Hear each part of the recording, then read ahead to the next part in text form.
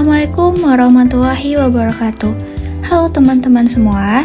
Di sini dari kelompok 7 yang beranggotakan Nanda Putri, Rimadini, dan Vina Arhita akan melakukan pemaparan seminar hasil dari artikel kita yang berjudul Evaluasi Strategi Penguatan Kapasitas Wirausaha Muda melalui Program Kewirausahaan Kampus Studi pada Mahasiswa FEBI UIN SEISU.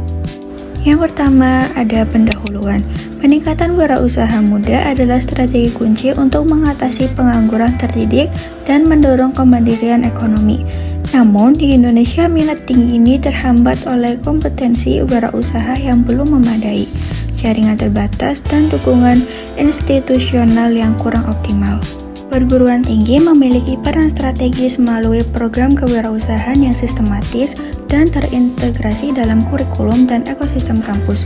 Pendidikan kewirausahaan di universitas terbukti positif mempengaruhi niat mahasiswa untuk berwirausaha. Meskipun intensi meningkat, tantangannya adalah transisi dari niat ke tindakan nyata atau membentuk usaha yang seringkali belum berhasil secara konsisten. Output nyata berupa mahasiswa yang menjalankan usaha mandiri masih rendah. Di FEBI UIN SEISU, berbagai kegiatan bisnis sudah ada, seperti BBM, IBM, kantin, dan kantin Pozawa, namun belum sepenuhnya terintegrasi dalam sistem evaluasi dan mata kuliah kewirausahaan cenderung teoritis.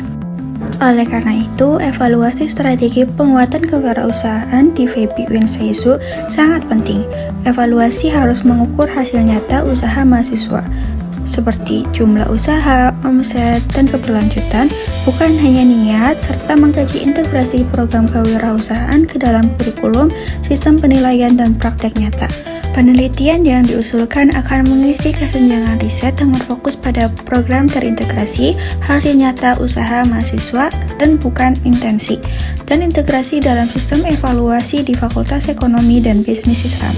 Pada kebaruan, penelitian ini adalah mengukur efektivitas berdasarkan hasil nyata sambil mengevaluasi integrasi akademik dan mempertimbangkan aspek khas bisnis syariah. Selanjutnya, ada kajian teori yang kami gunakan dalam penelitian ini ada dua. Yang pertama, kewirausahaan.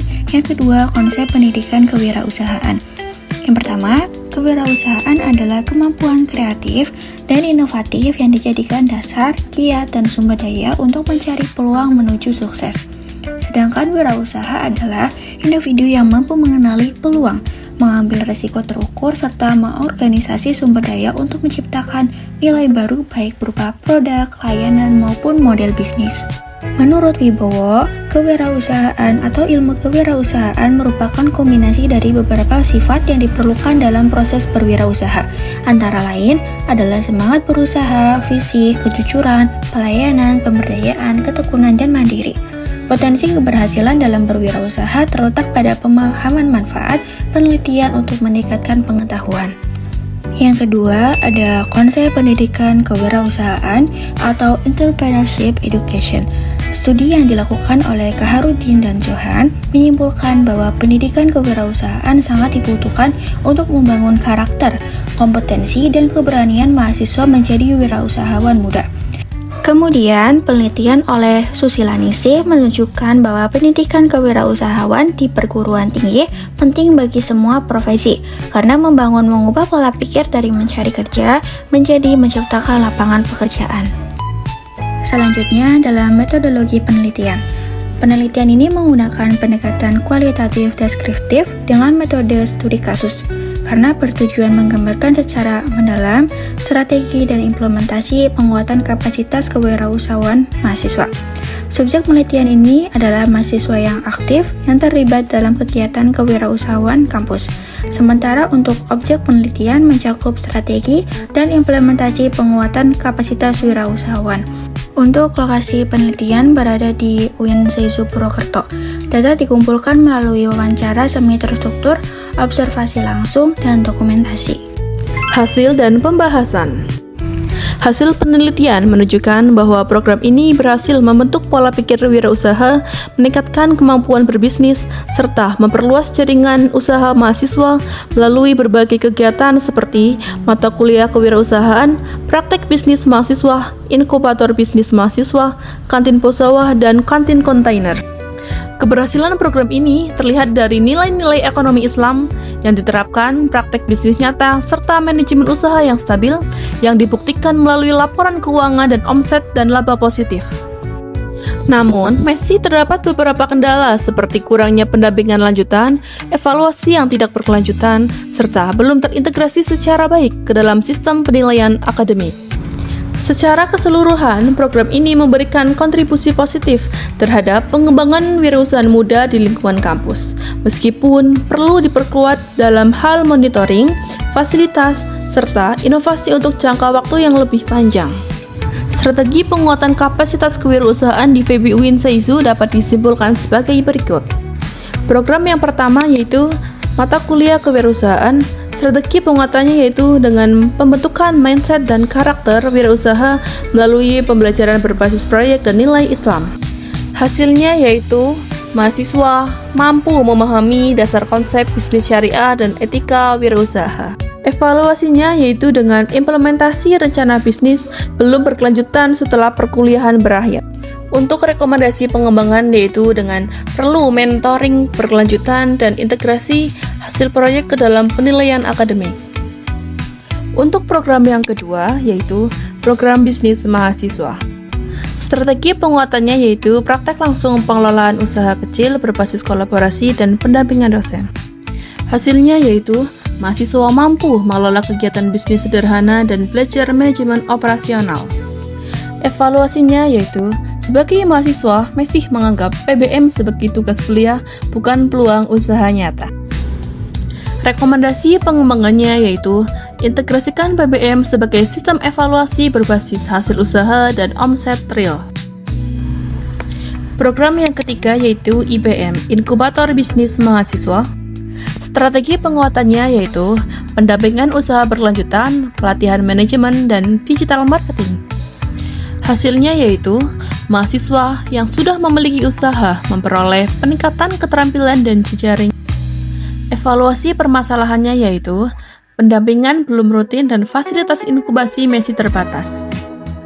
Rekomendasi pengembangannya yaitu tingkatkan intensitas monitoring dan kerjasama dengan lembaga keuangan syariah serta mitra UMKM.